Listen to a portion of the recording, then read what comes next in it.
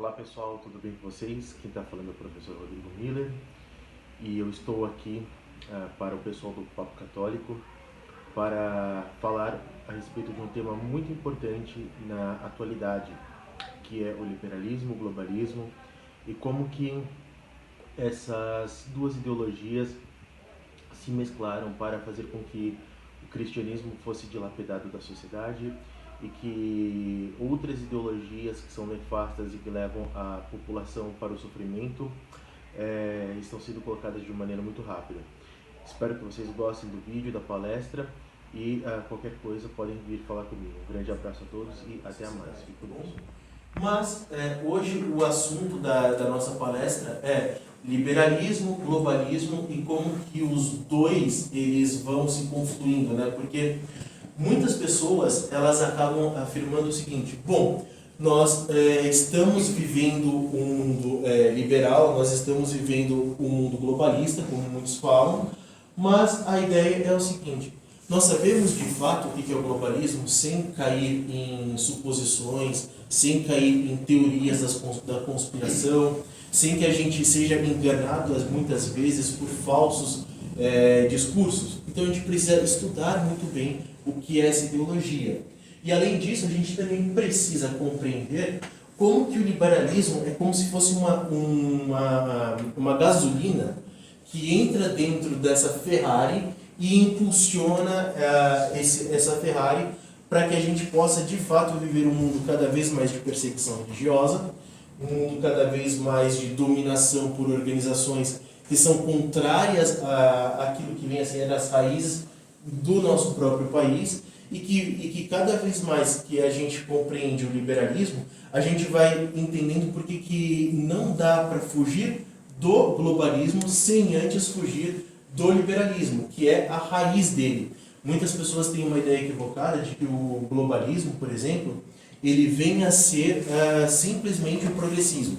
O progressismo nas instituições que vai dominar, mas espera aí, o progressismo ele chegou onde chegou porque teve uma origem. E a gente precisa compreender essas origens se nós desejamos entender aquilo que vem a ser o globalismo de fato. E para começar a discussão e para que a gente possa iniciar uma oxigenação de ideias, eu trouxe aqui uma nota de dólar dos Estados Unidos da América, porque muitas pessoas acabam nem notando algumas questões interessantes. Mas veja, nós temos aqui um escrito, Novus Ordo Seclorum, né? Que é a nova ordem dos séculos. Tá? Então, o que acaba acontecendo? Se nós temos uma nova ordem dos séculos, a primeira coisa que a gente precisa entender aqui é a gente teve uma ordem antiga. Existia uma ordem antiga, uma ordem pregressa, e com uma nova visão, com novos ideais, e a gente está falando dos Estados Unidos da América, que foi criado numa base liberal, que foi criado numa base iluminista, e eles desejaram, sim, de fato, estabelecer uma nova ordem dos séculos. Não eles, apenas os Estados Unidos, mas o momento do século XVII, XVIII e XIX, que vão colocando essas novas ideias, frutos do iluminismo, na cabeça das pessoas e isso vai refletir certamente na condução política das nações, naquilo que vai ser as instituições e como elas vão ser pensadas. Então, quando a gente está falando sobre a nova ordem mundial, nós não estamos falando assim, algo que é incrível, algo que é uma suposição. Não, de fato há uma nova ordem mundial. E para quem gosta de relações internacionais ou de ciência política, já deve ter ouvido falar que após a Segunda Guerra Mundial, quando os aliados ocidentais eles derrotaram o nazismo e o fascismo, era necessário o estabelecimento de quê? De uma nova ordem mundial. E essa ordem mundial, para muitos analistas, ela é chamada de Ordem Internacional Liberal, que é o que vem a ser aquilo que o mundo que a gente conhece hoje. O mundo das instituições como ONU, como a OMC, como a União Europeia, a Mercosul, tudo isso está inserido dentro desse bojo de ordem internacional, dentro dessa uma ordem liberal. E por que me levou a fazer essa palestra? Porque, veja, nós estamos numa guerra que talvez seja a maior guerra na Europa, certamente é a maior guerra na Europa, desde a Segunda Guerra Mundial. Nós estamos, inclusive, vendo a possibilidade ou não de uma usina nuclear ser explodida, o que é algo que poderia ser catastrófico para toda a Europa, já que se Chernobyl foi grande, já levou bastante as pessoas a um nível de medo muito grande, imagina uma usina como a de Zaporizhia, que é 5, 6 vezes maior e com um potencial destrutivo infinitamente maior. E isso tudo está certamente envolvido dentro desse plano de uma nova ordem mundial e de uma compreensão maior sobre as instituições. Por quê? Até agora, o Conselho de Segurança das Nações Unidas, que deveria ser o órgão responsável por lidar com questões da paz e de guerra, dentro dessa ordem liberal, não passou nenhuma resolução. Por quê? Porque tem Estados Unidos, Rússia, China, ou seja, desde o seu início, quando ela foi criada, a ONU ela nasceu para ser fracassada nesse sentido de estabelecimento da paz. Mas ela tem um projeto infinitamente maior, no qual ela é de fato bem sucedida. Então, essas coisas que a gente precisa começar a organizar, que a gente precisa começar a entender, se a gente deseja, de fato, resgatar aqueles valores e aquela ordem que nós estamos iniciando a partir de agora no Instituto do Bem Comum. Então, tá bom. Muitas pessoas também conhecem o Olavo de Carvalho e o Alexander Dugin, que há um tempo fizeram um grande debate. Existe um livro que chama-se Os Estados Unidos na Nova Ordem Mundial, mais uma vez, Nova Ordem Mundial, e o próprio livro. E o que eles vão debater?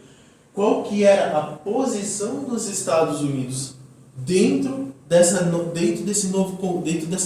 arranjo, uma vez terminada a Guerra Fria, como que o mundo e as relações internacionais estavam caminhando e qual que deveria ser a postura dos Estados Unidos, certo? Qual que era o papel dele em todo esse arranjo. E o que o Olavo e o Dugin vão tratando? Vão tratando de como que as questões que nós estamos pontuando aqui deveriam se encaixar. Será que os Estados Unidos deveriam ser os propagadores dessa ordem internacional? Será que os Estados Unidos, desde o seu princípio, já foi pensado para ser um dos maiores motores desse novo tipo de pensamento? E como que o Dugin, com uma visão russa, com uma visão não ocidental, vê a ação dos Estados Unidos da América? E o que eu vejo muito nesse tempo é que este debate ele pautou muito da diplomacia brasileira durante o governo Bolsonaro, mas não somente isso, pautou também a visão daquilo que muitos de nós chamamos de conservadores. Então, os conservadores eles sempre olharam para os Estados Unidos como uma referência, né? A terra dos livres, dos bravos, aquelas pessoas que são os self-made men, que vão realmente levar o quê? A liberdade como valor último, como valor fundamental de toda a existência humana. E o que nós podemos ver dentro desse sentido é que o Ernesto Araújo, que foi o nosso ministro de Relações Exteriores, o nosso chanceler Itamaraty, ele, em 2019, ele escreve um artigo chamado Pela Aliança Liberal Conservadora. Por quê?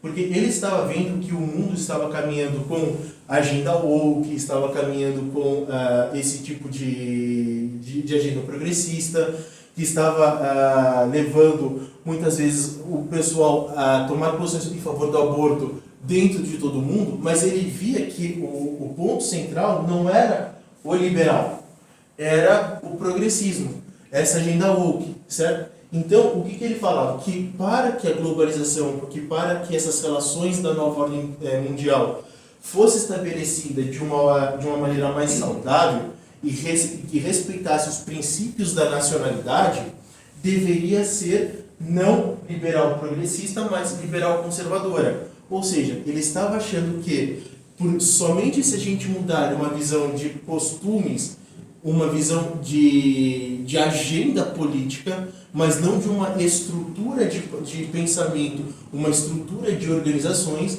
nós iríamos conseguir combater toda essa agenda. E o que nós vamos ver é que não. Nós passamos pelo governo do Bolsonaro, a gente passou inclusive pelo governo Trump, pela ascensão de uma nova direita que está surgindo no Ocidente como um todo, mas ainda falta alguma coisa. Ainda essa nova direita carece de alguns entendimentos daquilo que precisa ser resgatado para de fato fazer o combate à agenda woke, porque de fato o que a gente vê é que essa agenda está de fato levando os países do Ocidente ao abismo. Então, nós vemos transgêneros, nós vemos pessoas que estão querendo ter mudanças de sexo, nós vemos pessoas querendo abortar, a própria parada do orgulho LGBT sendo patrocinada, inclusive, por muitos que se dizem conservadores, certo? Então, o que a gente vê? Que precisa de uma mudança completa de paradigma para a gente compreender o que de fato está sendo colocado. E isso é algo recorrente nessa chamada nova direita. Por isso que veio a necessidade de falar sobre essa nova ordem mundial e quais são as relações dela com o liberalismo. Então, a nova ordem mundial que a gente vive hoje, eu estava dizendo que ela era fruto do final da Segunda Guerra Mundial. Mas ela vem de um início de um processo histórico muito grande para a derrocada e a derrubada da antiga ordem, que ela começa a ser destruída em maneira mais evidente na Guerra dos 30 Anos. Para quem gosta de um pouco de história, sabe que a Guerra dos 30 Anos, na Europa, ela foi um marco muito grande. Por quê? Porque ela dividiu a Europa. Ela fez assim, aconteceu uma revolução religiosa no mundo, e essa revolução religiosa ela despertou o protestantismo, certo? E o protestantismo ele gerou um caos muito grande no Sacro Império Romano Germânico. E aí dentro desse Sacro Império Romano Germânico começou a ter muitas guerras, que os liberais chamaram de guerras de religião. Certo? Falando assim, essas guerras de religião acabaram gerando problemas, que tudo que se tem de disputa, de guerra, é causado pela religião. E aqui, depois do final dessa guerra, com uma coisa chamada Paz de Westfália, que foi um tratado assinado pelas potências da Europa, inclusive pela França Católica, que era talvez o país mais em evidência naquele momento, acabou gerando uma situação de confusão. Por quê? Porque foi estabelecido um princípio chamado cuius regio eius religio. Aquele se o rei é protestante, o reino vai ser protestante. Se o rei é católico, a religião do reino vai ser católica.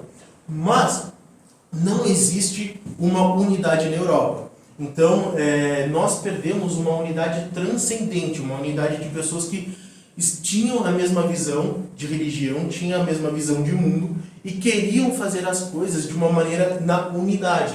Então, existe um historiador chamado Christopher Dawson, para quem quer se aprofundar um pouco mais sobre o tema, que ele escreve uma coletânea de livros a respeito disso. Ele começa com a formação da cristandade, mas tem um livro dele chamado A Divisão da Cristandade, que é exatamente este momento.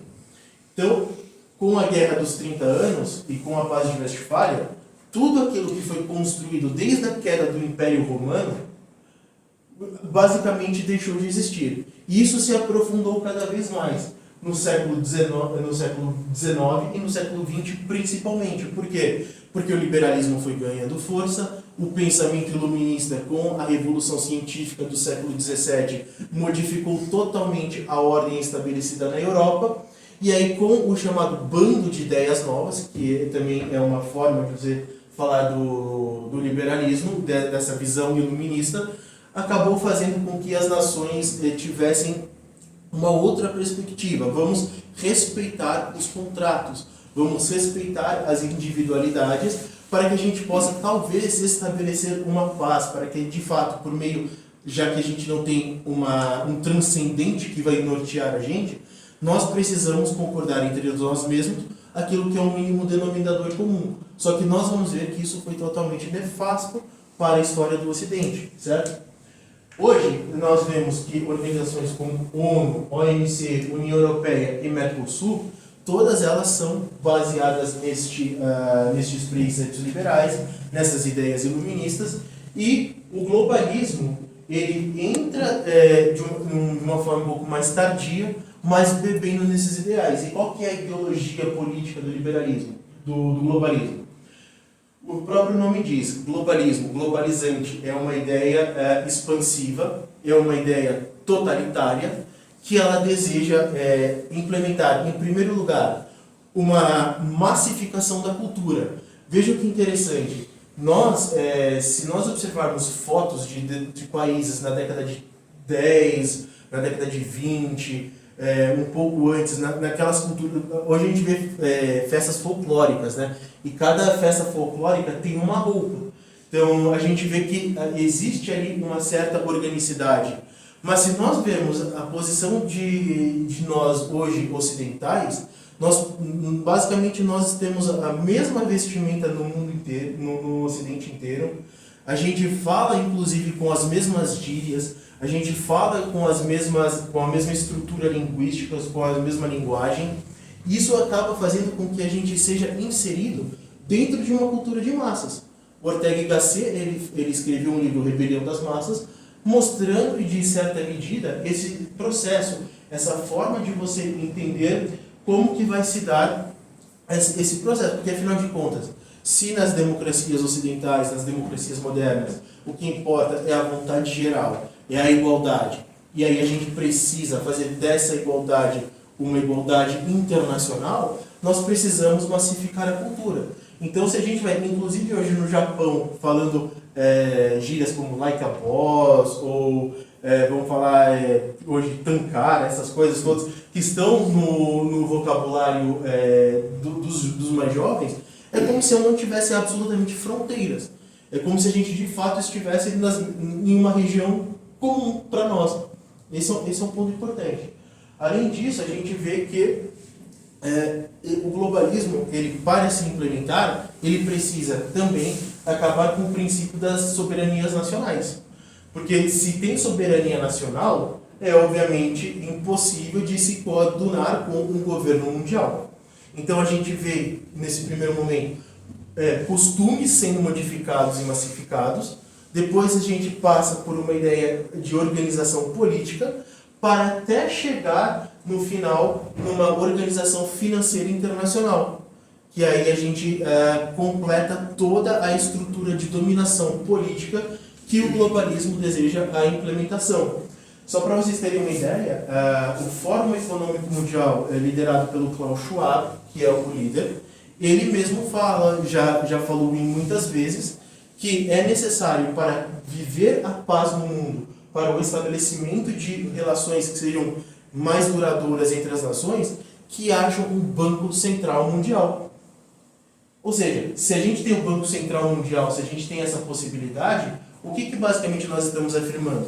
Que todo o controle da política monetária das nações não vão estar mais com o controle das suas próprias soberanias, mas vão ser delegados para para uma instância que nem de fato conhece a realidade do próprio país e que também não conhece de fato a estrutura de como aquele país está se organizado. Então a gente vê todas essas possibilidades dentro dessa ideologia globalista. E dentro das relações internacionais, como que se estrutura essa visão liberal? Porque afinal de contas a gente tem uma análise do liberalismo enquanto a sua manifestação política, enquanto a sua manifestação econômica, enquanto a sua manifestação social. Todas elas bebem de um liberalismo filosófico e elas vão possuindo as diversas manifestações nas áreas sociais.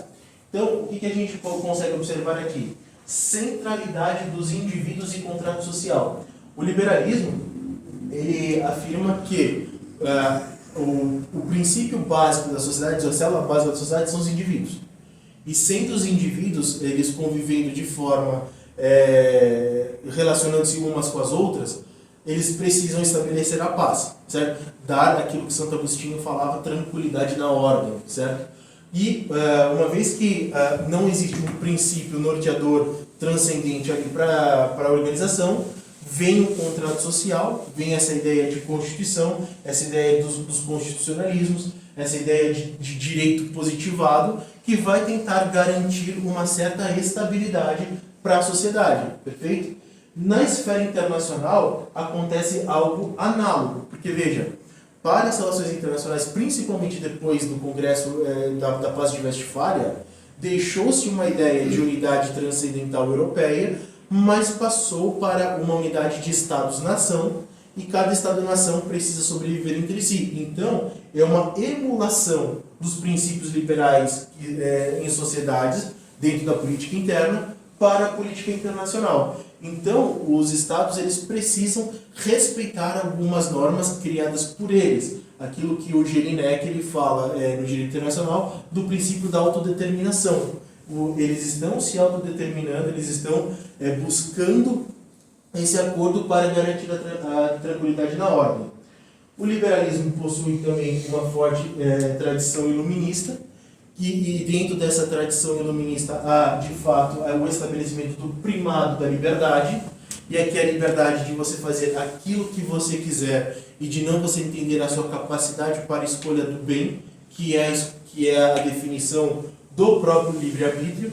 Então, a gente vê uma mudança. Se naquela ordem transcendental que a gente estava falando antes, a ideia central da liberdade era saber ordenar os bens, e aí, dentro dessa ordenação de bens, a gente escolhe o bem mais excelente, o bem mais excelso, e a gente não pode fazer da nossa liberdade de escolha algo que cabe somente a nós mesmos, mas nós, por termos inteligência, né, nós temos a capacidade de organizar essa ordenação. Já a tradição iluminista fala assim, não, o que importa é a liberdade de escolha.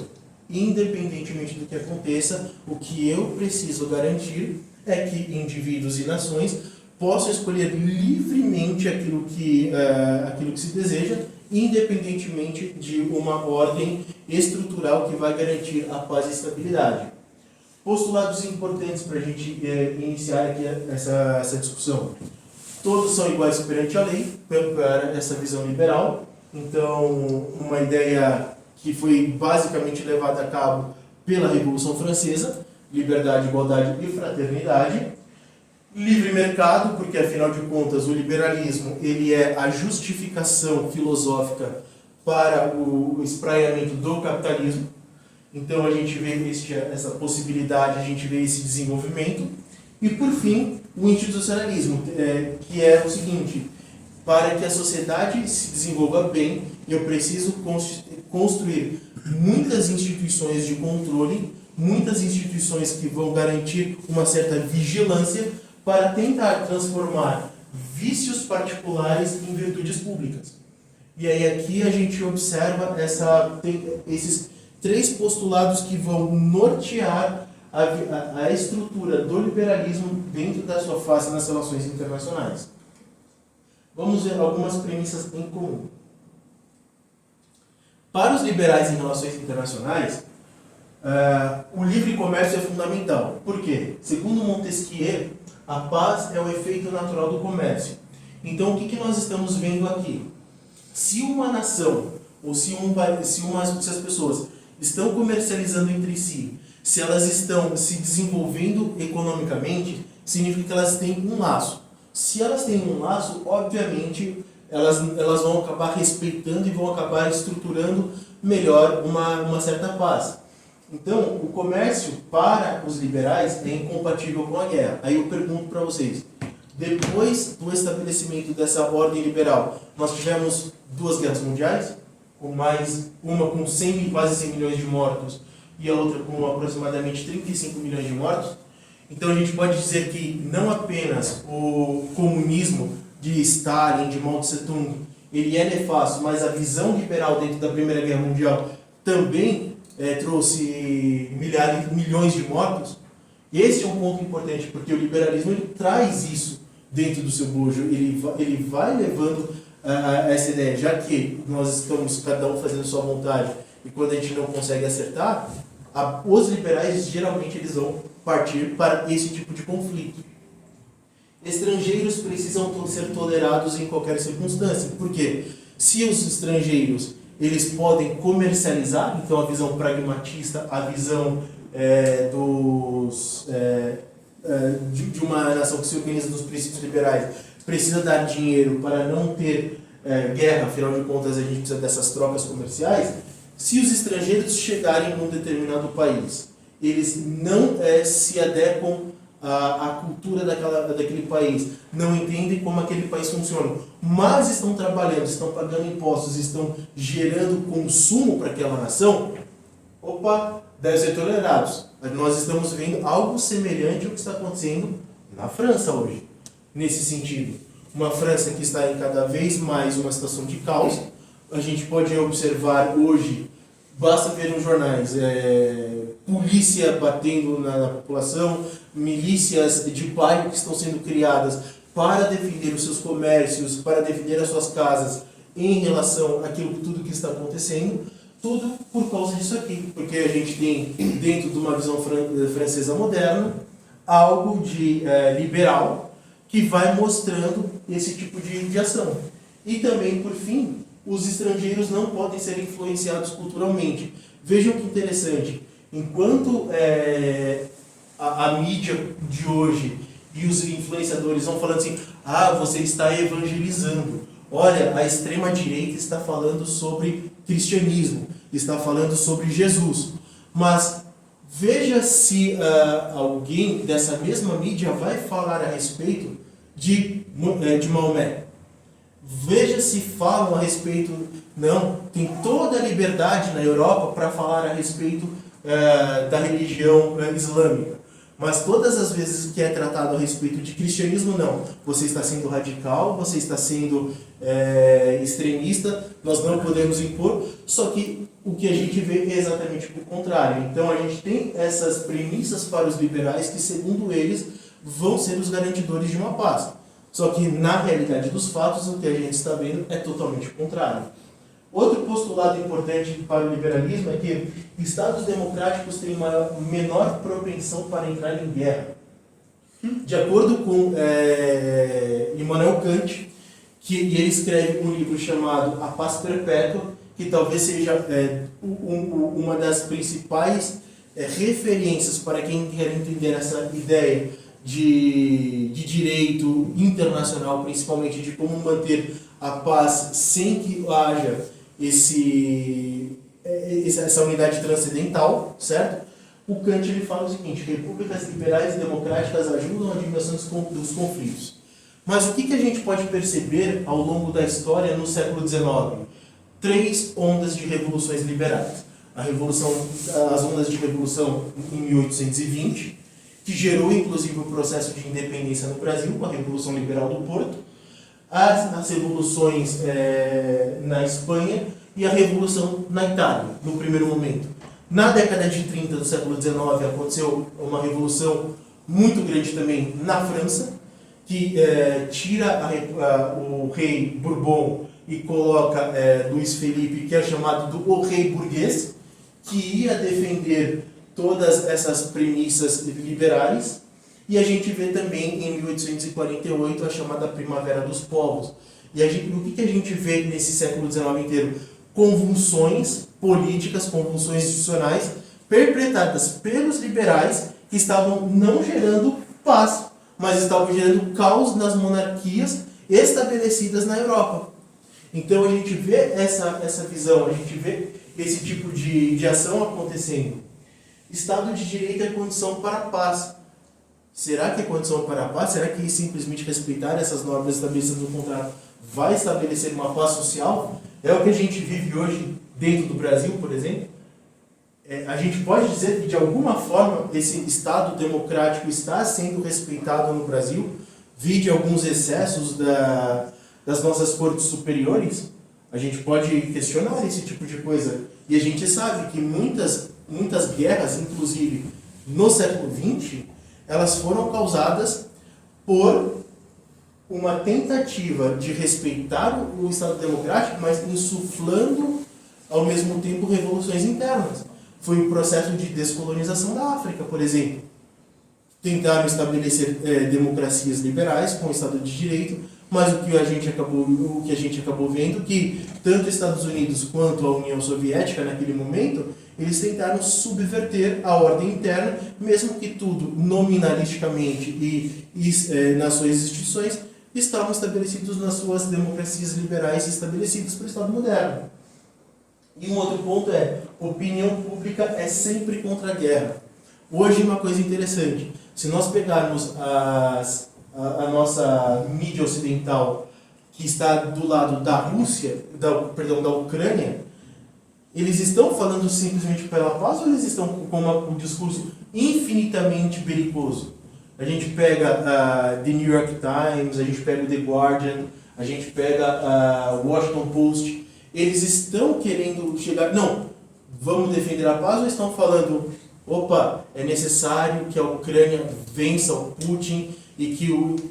Veja, não estou defendendo o Putin de jeito nenhum, mas acontece isso na nossa mídia ocidental. A gente vê que para a existência da Ucrânia, então, sem paz, a não ser que destrua todo o povo russo. Então, a gente vê uma situação como essa. E do outro lado é a mesma coisa, afinal, mas é um regime autocrático que é estabelecido dentro da Rússia, que também inflama esse tipo de violência. Mas o que a gente vê é que o mundo não está caminhando para a paz, afinal de contas, nós podemos estar dentro de uma possibilidade de guerra mais abrangente na Europa, e essa opinião pública, muitas vezes, ela insufla esse tipo de confronto.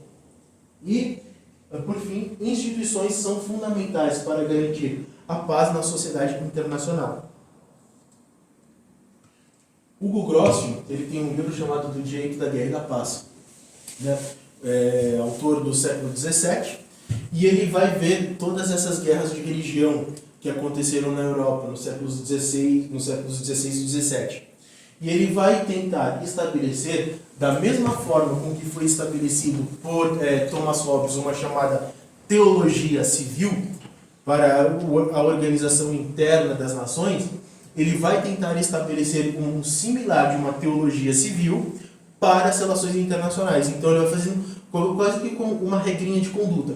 O Estado fez A, a reação é A. O Estado fez B, a reação é B. Tudo para que as nações pudessem ter um parâmetro nominalista de regras de conduta, mas sem se preocupar de fato com virtudes como a justiça, como a prudência, por exemplo. Porque muitas vezes a gente pode tomar um dano e a gente, para evitar um dano posterior, a gente se resguarda. Quantas vezes a gente não brigou, quem tem uma esposa que é casado aqui, sabe que muitas vezes a gente briga, mas ao mesmo tempo a gente fala assim, não, eu não vou retrucar. Eu vou tentar manter a paz aqui, eu vou tentar manter um princípio de justiça, porque eu posso ver que estou errado também. Isso daí é muito importante para a gente compreender as relações internacionais também. Então, se a gente vê que é olho por olho, dente por dente, tudo estabelecido em regras, o que a gente está premiando aqui não é o direito, não é a justiça, é a desconfiança. A gente está vendo que nós somos incapazes de viver de uma forma transcendental como unidade e nós precisamos estabelecer controles, mais controles e mais controles para garantir a nossa estabilidade, que ela é em vão. Esse tipo de estrutura do direito internacional e também do direito moderno não gera isso, gera uma sociedade maluca, doida com esse tipo de coisa. E Immanuel Kant estabelece a ideia de organizações internacionais, que vão ser basicamente a face institucionalista para a manutenção da estabilidade internacional.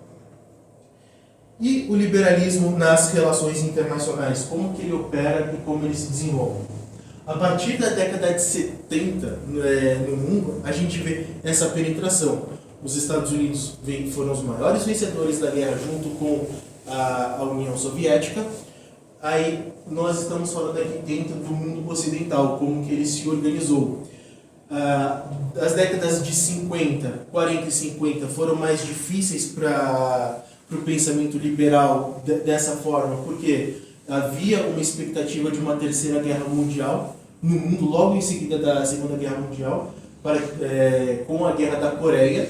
A Guerra da Coreia se deu entre 1950 até 1953, E naquele momento o mundo quase entrou à beira de um colapso mesmo, porque envolveu Rússia, União Soviética, Estados Unidos e China, as três grandes potências do mundo hoje, e que estavam inclusive já contempladas no Conselho de Segurança da ONU, quase levaram o mundo para o abismo nuclear. Aí passa esse tempo, passa esse momento mais quente da guerra, e aqui na década de 70, com o final de Bretton Woods, com o Richard Nixon, com o fim do padrão dólar e com o fim dessas coisas, o que acaba acontecendo? Que existe um relaxamento da Guerra Fria. E se existe um relaxamento da Guerra Fria, que foi chamado de detente ou coexistência pacífica, era possível ter uma ideia mais liberal em voga. E o que acaba acontecendo? Na década de 70, os liberais eles sistematizam o pensamento liberal nas relações internacionais. Então a gente começa a ver uma junção do liberalismo com a ideologia, essas duas ideologias elas se juntando de uma maneira mais evidente. Robert Keohane e Joseph Nye são dois internacionalistas bastante renomados na academia para os internacionalistas, e eles escreveram um livro chamado Power and Independence, World Politics in Transition. Né? E o que eles vão falar? Que o mundo está cada vez mais globalizado, que existe uma transição que é inexorável, que as nações vão se caminhando para uma aldeia global, para um mundo de extrema conectividade. E o que eles dizem? Que isso gera uma interdependência, que é definido por eles como relação entre países no qual o processo decisório e decisões tomadas em cada um tem um efeito recíproco. A interdependência, portanto, é uma via de duas mãos. Todos os atores são atingidos em maior ou menor grau por acontecimentos de governos em outros lugares do mundo, que é o que eles afirmam como vulnerabilidade e sensibilidade. E olha que interessante, nesse conceito é o seguinte: você tem um país como o Brasil. O Brasil ele não faz parte da grande massa dos países capitalistas, dos países que comandam a economia internacional. Portanto, ele é um país vulnerável ao dólar, por exemplo. Muito vulnerável. Porque um país como os Estados Unidos, que tem uma política externa em muitos momentos agressiva, ele não pode usar o dólar, inclusive, como uma ferramenta de política para forçar o Brasil a adotar os seus interesses. Para quem não sabe, no início do século XX, Theodore Roosevelt, o TED, né, ele tinha uma ideia bem clara de usar o dólar. Tanto é que ele chamou "This is my dollar diplomacy", a minha diplomacia do dólar. O que eu vou fazer? Se os países da América Central não estão querendo aderir aos princípios liberais, não estão querendo aderir às democracias ocidentais, o que eu vou fazer? Eu vou usar o dólar para ferrar economicamente esses países, e uma vez que eu ferro economicamente esses países, eu ganho o controle político deles.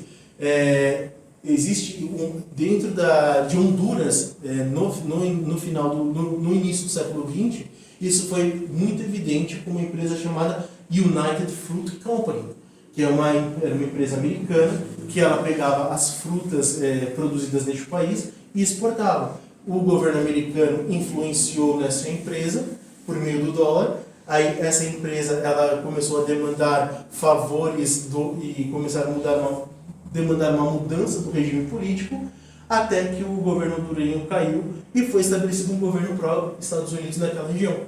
Então a gente vê que o dólar ele pode ser utilizado como uma fábrica de guerra. Para quem gosta de economia, logo após a crise de 2008, a gente viu um negócio chamado guerra cambial, currency wars.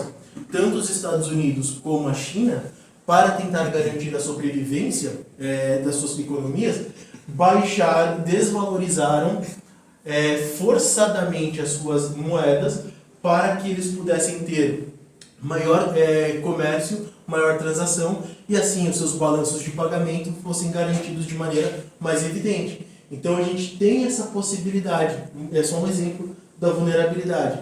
E a sensibilidade é o seguinte: quanto eu sou avesso a tomar um risco nas relações internacionais ou quanto não sou. Se eu sou um país que produz bastante agro, como é o caso do Brasil, se eu depender muito de um país apenas, eu sou super sensível. Porque no fundo nós, em relação à própria China, o que nós estamos consolidando? Não um monopólio, mas o contrário, que é um monopsônio, que é simplesmente um comprador, né?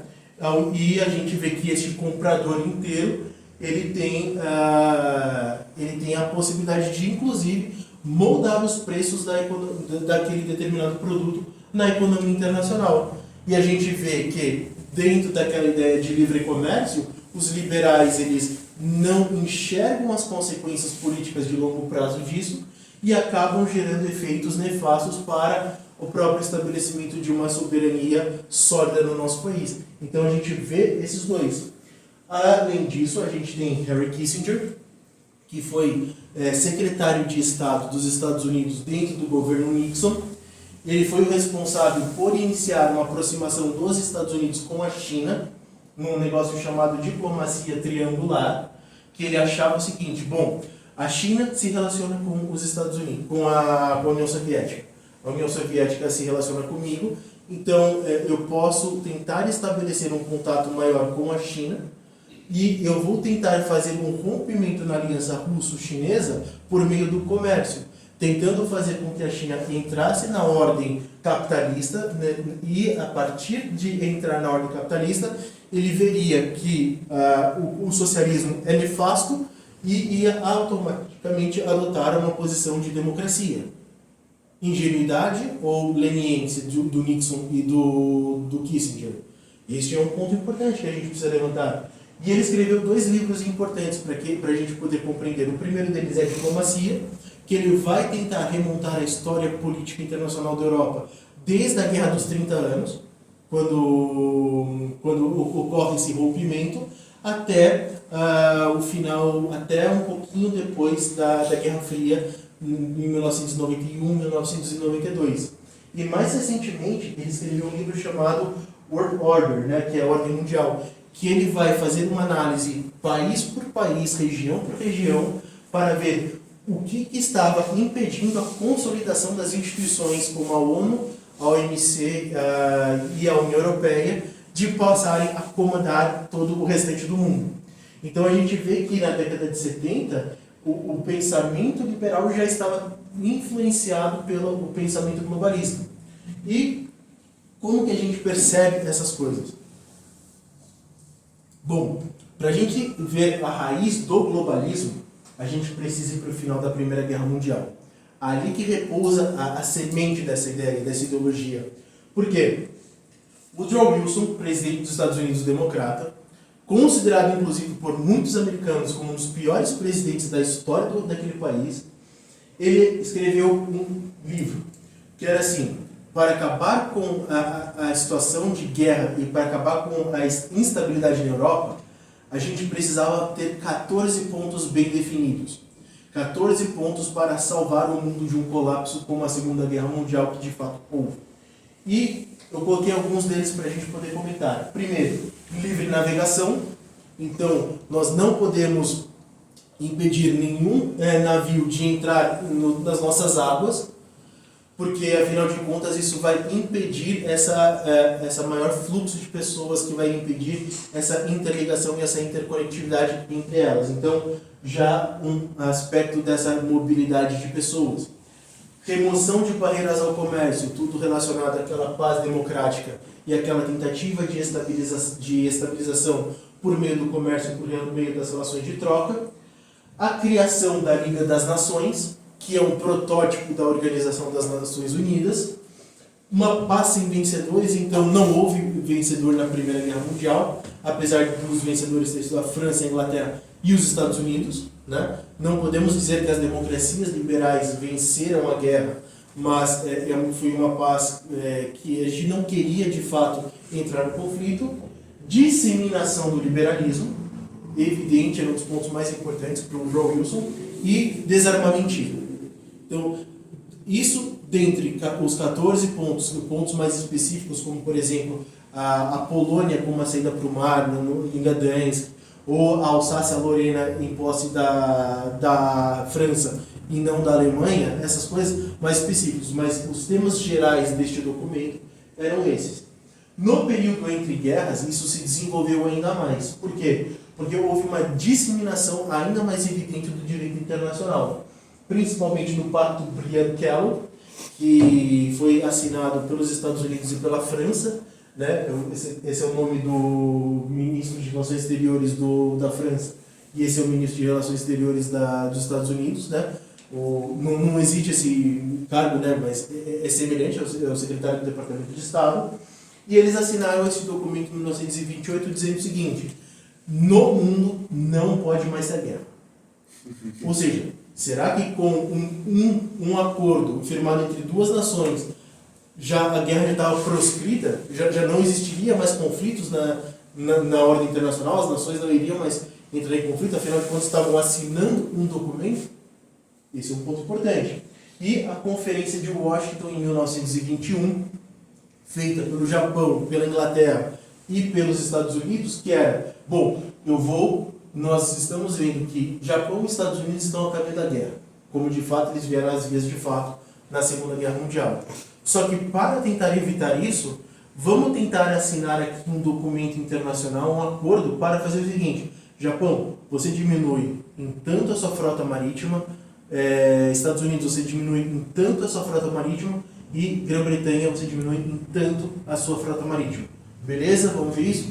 Não deu certo, porque logo em 1931, quando o Império Japonês ele ganha o controle da região da Manchúria na China e estabelece a maior capacidade de atuação na Ásia com o Império Japonês, ele começa a criar de novo uma marinha. Ele já sabia que para fazer o seu projeto de expansão, ele precisaria de uma marinha forte para combater os Estados Unidos da América, que naquele momento tinham todas as suas atenções para o Oceano Pacífico, na chamada Open Door Policy, política de portas abertas, que foi algo semelhante àquilo que aconteceu com a China na Guerra do Ópio, quando a Grã-Bretanha tenta invadir e abrir os mercados na China e gera uma carnificina naquele país. Então a gente vê toda essa possibilidade. No final da Segunda Guerra Mundial, acontece o auge do liberalismo nas relações internacionais e a consolidação do globalismo. Por quê? Tem-se a criação do Banco Mundial e do Fundo Monetário Internacional na Conferência de Bretton Woods, que acontece no estado de New Hampshire, nos Estados Unidos. E aqui a gente tem um princípio de integração dos sistemas financeiros, um princípio de organização.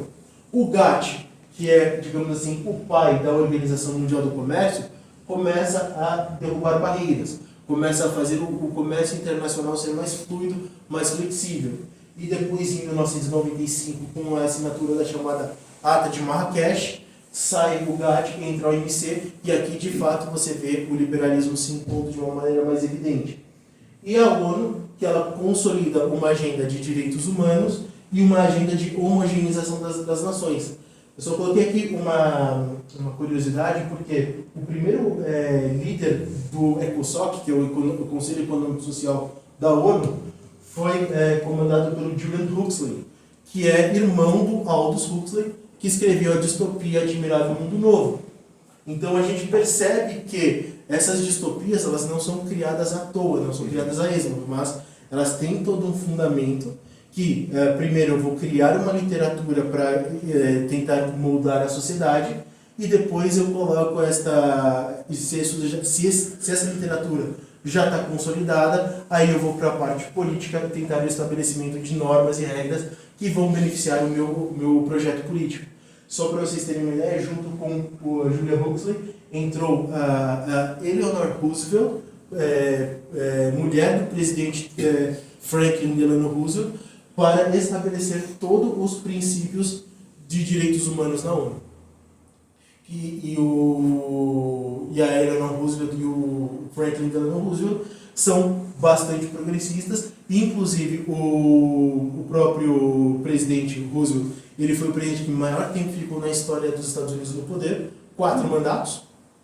Então, isso nunca aconteceu nos Estados Unidos, então a gente pode ver como que ele ia conduzindo a política americana naquele momento, tudo para consolidar essa visão liberal dos Estados Unidos. E, na década de 60, a gente vê a consolidação dos primeiros trabalhos da Escola de Frankfurt. Então a escola de Frankfurt ela nasce na década de 30, na Alemanha. Só que com a emergência do nazismo, a escola de Frankfurt ela tem que sair da Alemanha. E para onde que ela vai? Ela vai para os Estados Unidos da América. Ela vai para Nova York.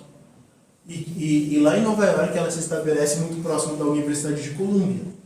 E aí nessa universidade eles recebem o financiamento de grandes banqueiros norte-americanos, de grandes financiadores e empresários dos Estados Unidos para fazer os seus estudos, para fazer as suas publicações.